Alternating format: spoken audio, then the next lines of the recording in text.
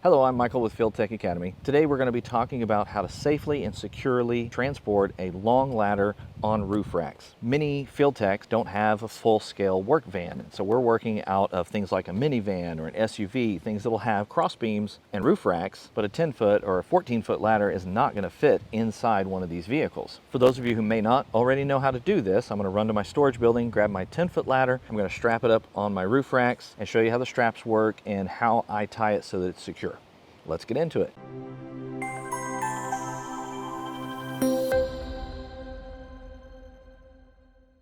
You just want to take the ladder up on your roof racks.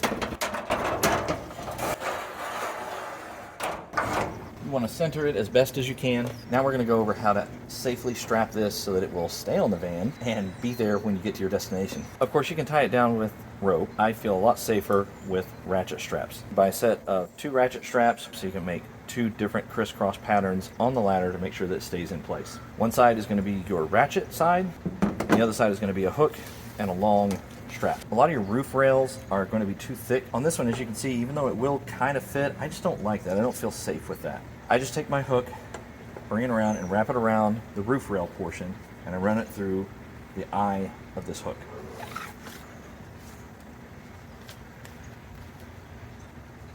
There's no way that's going to come loose unless the strap literally breaks. The other thing that I want to do is I want to crisscross my patterns. So I want to have one near the front, in front of the crossbeam, going to the rear behind the crossbeam, and then on the back side I'm going to do the same thing.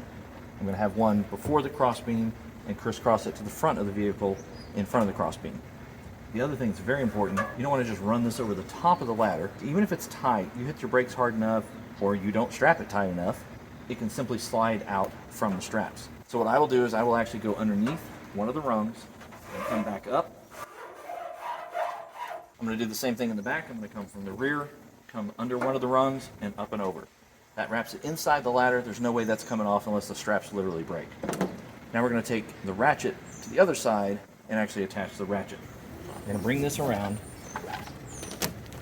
And remember, I have wrapped it under a rung and up and over. I'm going to come to this back side, and you can see you've got your hook. So we are going to wrap the strap, so I want to make sure that the hook opening is pointed away from whichever direction I'm pulling.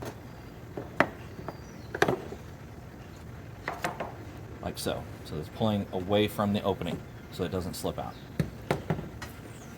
I'm going to run my hand down the strap to try to keep it as straight as possible so I don't get a bunch of twists. When you wrap this around, you don't want it to be twisting because it's going to be too bulky and it's going to start filling up this space and you're going to have problems. If there is an opening right here, that's where you're going to thread your strap through.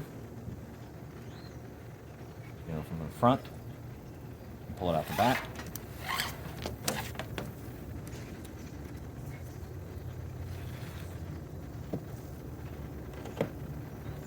The other thing to make sure of is that you have your ratchet on top, not on the bottom. Once this tightens up, you're going to get blocked on being able to ratchet.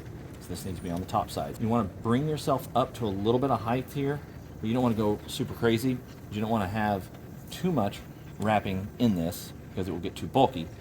Also don't want to be super tight because you need this to wrap around enough times to grip itself. Then take your thumb on this side because you're going to need to feed this. This is actually going to feed into this as you're ratcheting, so you need to keep this straight. So again, you don't have bulk. And you can actually use this to hold this in the air, and then you're going to do your ratchet. Now that has started locking down. I don't want to make it as tight as possible until I get my other crisscross on. So we're back on the passenger side. We're going to do the same thing with the hook that we did on the front. We're going to wrap our hook under, run the strap through the eyelet,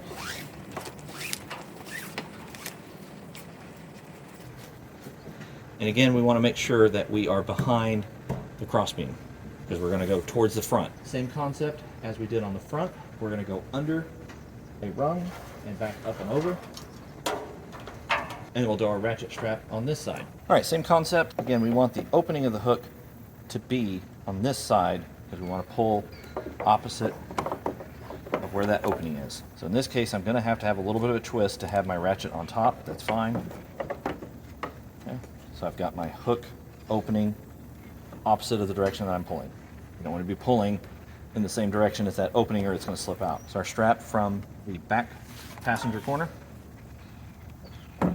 Run through the eyelet again. And if it's not lined up really well for you, all you have to do is just ratchet it a couple times, and it'll rotate it where you can actually get your strap through. And you're going to feed it through, pull all the slack. We're going to make sure that our hook is in. Give ourselves a little bit of height here.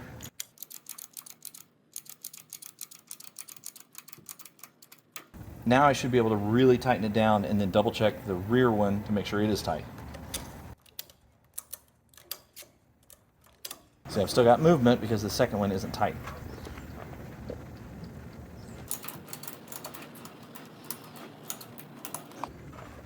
There's a little bit of left and right movement. There's no front to back movement. That ladder is not going to go anywhere. So final step, of course, is you're going to tie off your slack so that it's not flapping in the wind while you're driving down the road. Now once you reach your destination, you're going to have to be able to undo the ratchet strap. There's a release right by the handle.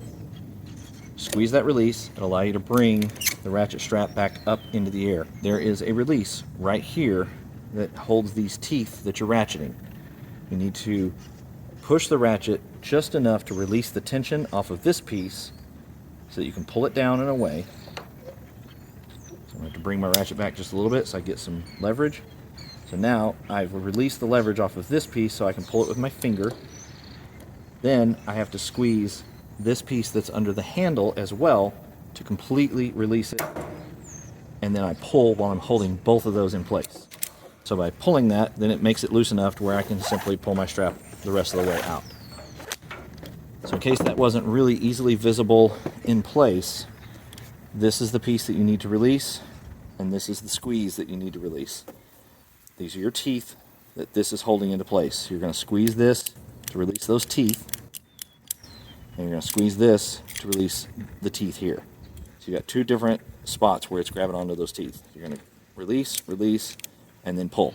So that's how you safely strap down a ladder to your roof rack. You can do this with a minivan, you can do this with an SUV, obviously a full-scale work van. You might could do it with certain automobiles that have roof racks. You're just dealing with a 10-foot ladder, so it depends on how big your car is. Bottom line is you just need to be able to make sure those straps are tight. Your ladder doesn't have a lot of left and right play or front and back play. So as you can see, I don't want to transport this 24/7 on top of my vehicle because of all the strapping, and then I've got to worry about theft. So you'd have to like put some kind of cable lock on it. So I like to only carry this ladder when I actually have a call that needs it. You know, you can go to Home Depot and Lowe's and rent a 14 to 16-foot A-frame ladder, but they are going to be made out of fiberglass, and with that amount of length, they are heavy as all get out. So you want to reserve those for the times that you absolutely have to have them. Most buyers will reimburse you for the cost of renting a ladder, but you still have to come up with the money out of your pocket. You still have to go to the place and get the ladder and put it on your vehicle. Having a 10-foot ladder is a pretty good way to go. Getting an aluminum one is pretty lightweight. Unless you're doing high voltage, obviously you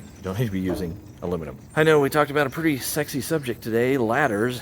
These are the kinds of things that if you're not in this industry, you need to know so that you can be effective. If you got value today, please like the video, subscribe to the channel, and check out my website at fieldtechacademy.com. I offer one-on-one coaching as well as some downloads for how I organize my van, and even a client list that you can buy that can add new income to your current situation. I'll see you in the next video.